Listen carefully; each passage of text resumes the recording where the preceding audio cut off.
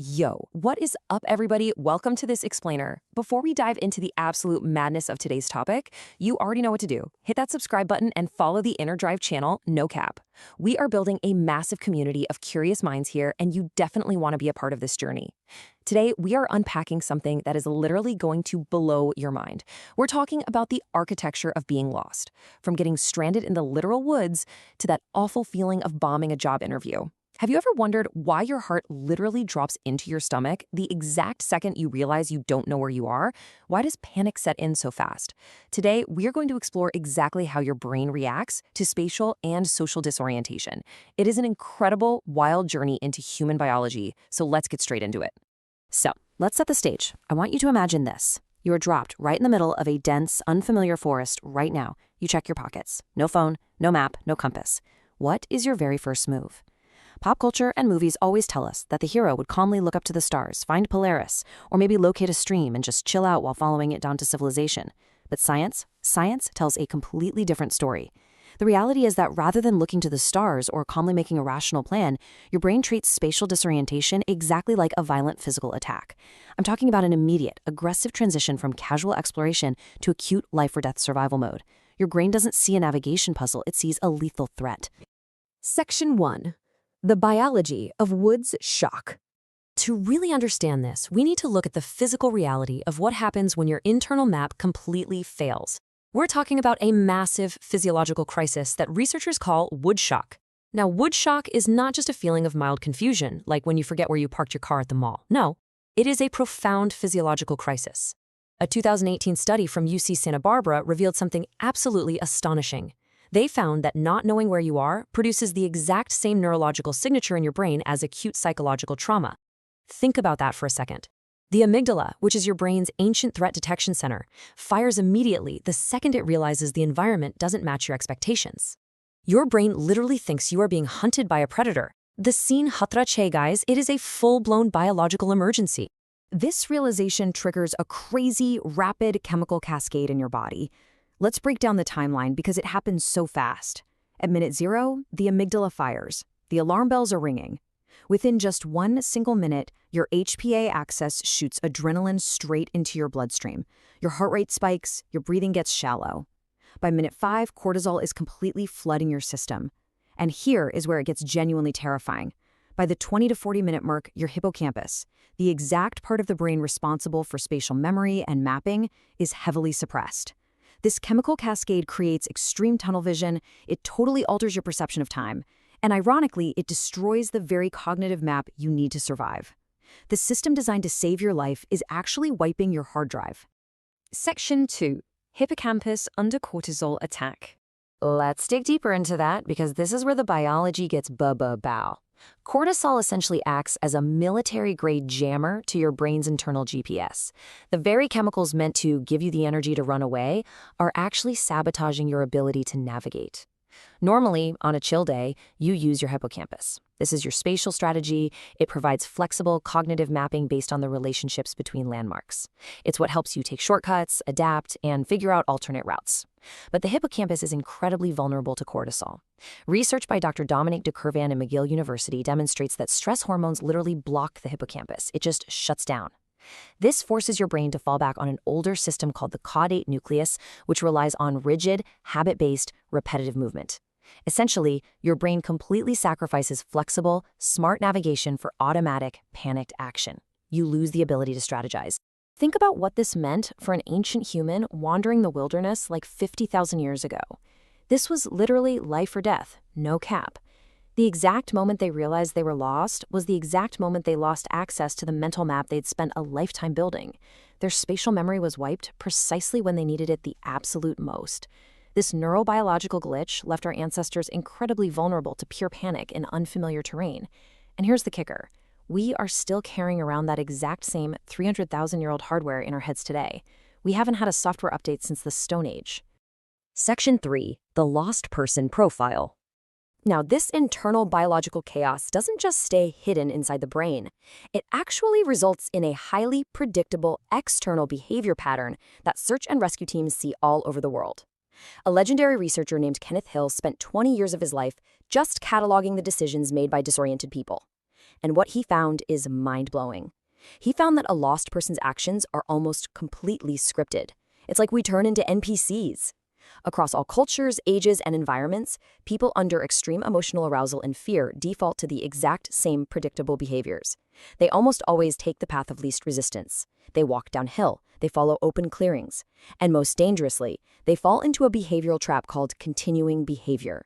You guys have to understand continuing behavior because it is the #1 reason people stay lost. Continuing behavior is this overwhelming, almost magnetic urge to just keep moving, not toward a specific destination, but simply to escape the terrible, crushing psychological feeling of being lost. Instead of stopping to find a landmark, lost people just start Batarn, wandering aimlessly and rapidly. They walk fast, they push deeper and deeper into the wilderness, constantly lying to themselves, convincing themselves that the next ridge or the next clearing or the next bend in the trail will finally look familiar.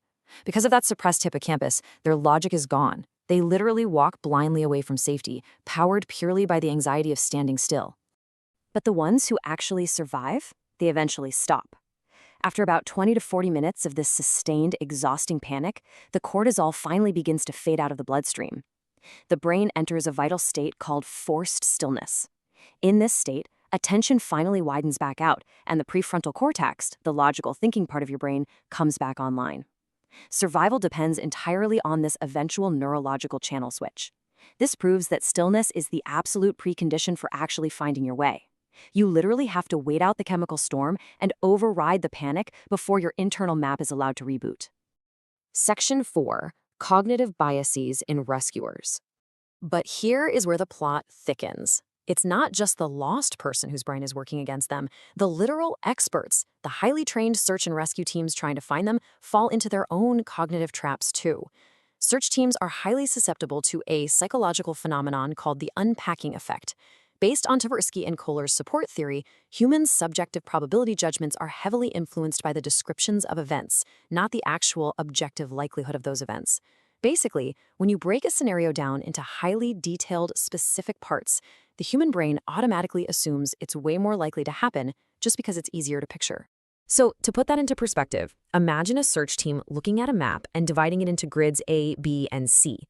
By unpacking this focal search area and passionately discussing highly specific scenarios like, hey, maybe he tripped right here near this cliff, or maybe she followed this exact stream down the valley, the planners start to artificially inflate the probability that the person is actually inside that specific grid.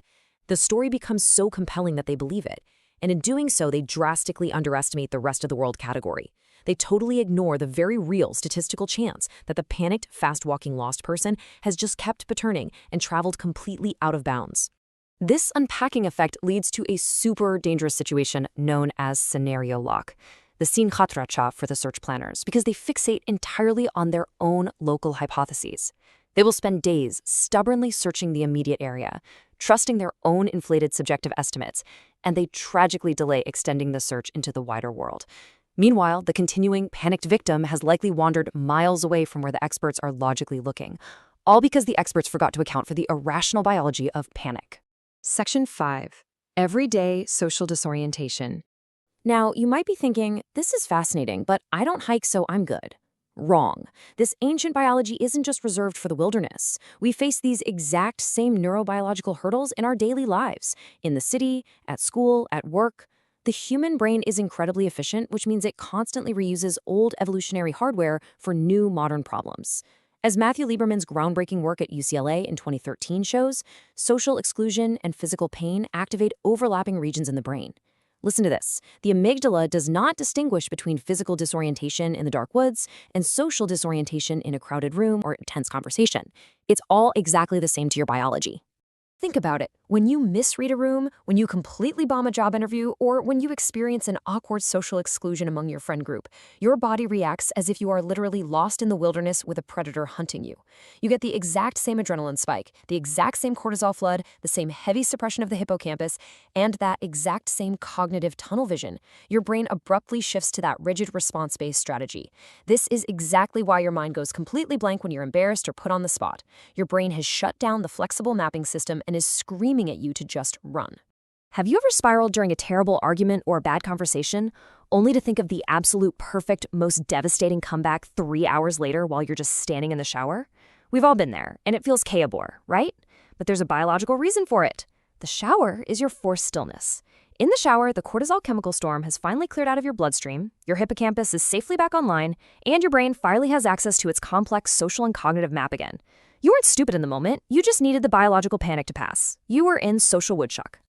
So the absolutely crucial point I want you guys to take away from this explainer is this.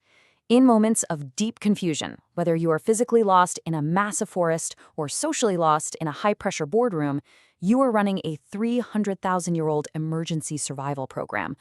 Recognizing that your biology is hijacking your logic is the very first step to surviving your next woods shock. The next time you feel that heavy disorientation set in, ask yourself, are you going to succumb to continuing behavior and walk blindly into the dark? Or will you stop, take a breath, and allow the stillness to bring your map back online? Thank you so much for tuning in, guys. If this explainer blew your mind, please make sure to subscribe and follow the Inner Drive channel for more deep dives into the wild reality of human psychology and biology. Catch you in the next one.